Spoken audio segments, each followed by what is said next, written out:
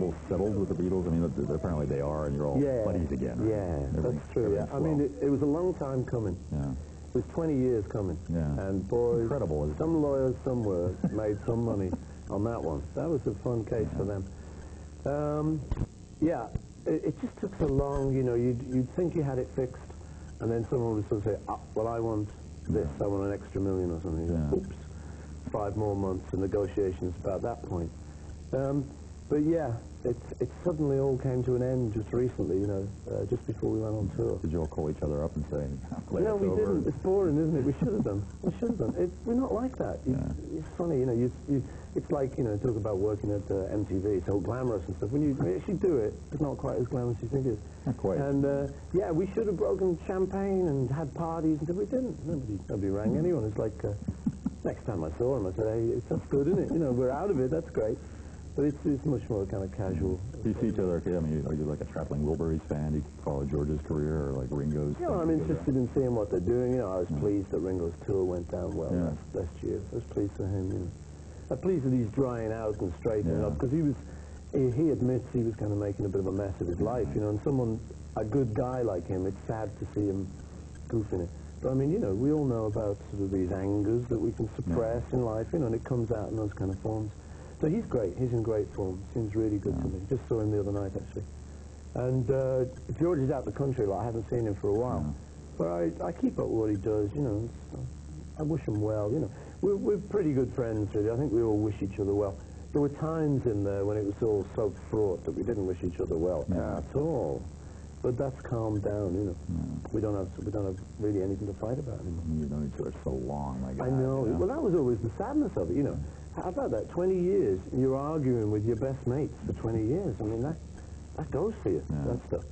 But it was really such a stupid thing, such a pity, you know. But the way life goes sometimes. But it's cleaned up now. What did you make of the Yoko's plan to broadcast Imagine around the world? Do you think John would go for this sort of thing, or do you think it was a nice gesture? Well, you know, I think, gesture and all of that, I think that's fine, you know. The show she did from Liverpool, my feeling about it was that John wouldn't have enjoyed it. I think a number of people on the bill he would have enjoyed. I mean, I don't want to go down the bill and say who he would have and who he wouldn't. Who did he really hate?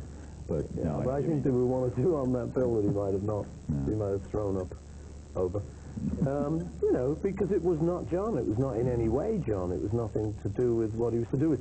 But it was a tribute, and John was a great guy, and, you know, he would have been 50 this year. I can't believe that, but it's true. It's incredible. But, so, you know, as far as all that was concerned, that was good, really, to do. But I hate to say, I think some of those things can ruin his reputation rather than enhance it. And I mean, I'm not just talking for me now. You know, this isn't just a personal point of view. It's like seeing it sort of wheeled out as a symbol and sort of used to say we're going to keep it. I know. It seems like a strange thing, man. I got a letter recently sort of inviting me to this United Nations thing. And it was written to me, and it was like, come and hear, you know, this is a tribute to John Lennon. And it's like, I know who you're talking about if you say John. I kind of, you know, I'm personal. But, you know, I get the same sort of form letter that everyone gets. And it's a little bit, you know, it's a little bit of a piss off occasionally.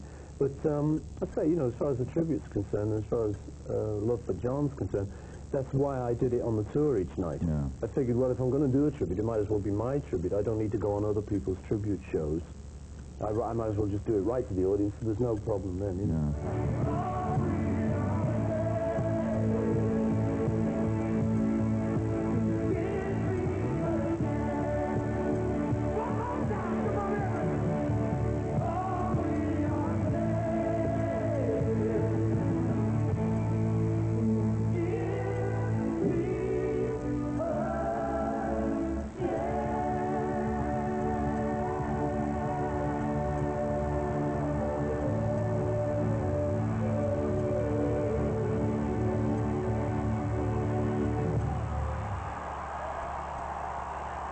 In doing that, did you think, gosh, I wish we'd done that when we were all together, like maybe the Beatles should have done another tour or something? Yeah, well, that's why we broke up. I wanted that to happen. I wanted to actually go back on a kind of roots tour to the little gigs. And that was one of the things we broke up over, was that the guys didn't all agree with that. They wanted to stay big and stuff. I felt we lost it. Could that have been done? Could you have gone and played clubs, do you think, without chaos setting in? Sure. I mean, chaos might have set in, but what's wrong with a bit of chaos? Love, love me do. You know I love you. I'll always be true. So please, love me do. I wanted to show you this. I wonder, imagine your kids have made peace with this by now, but you remember these? Yes, I do remember them all too well. It's marvelous. They show up on tour, these. Yeah, In fact, there was people like this on tour in the front rows. Hi, how you doing? Okay. Was there ever a point where your kids said, geez, you know, Dad, what was going on there? They're making dolls of you, and you were like a god back then. I think they're like most people. You know, they look at the telly and stuff, and they kind of understand what's going on. Yeah. They see Dad was famous in the Yeah. Beatles, you know, and when they were very young, there used to be things like that. What am I doing? A little... Welcome to Captain Kangaroo. Are they over that period now? I mean, do they now Is just it take me? No, this isn't me, is it? This is George or someone. I know, it belongs to this gentleman over here. Who is it, John? This very infantile producer of yours. Sit. Okay.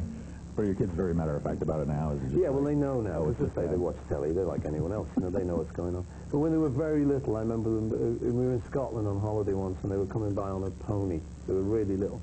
And the littlest one of them, I can't remember who it was, Stella at the time.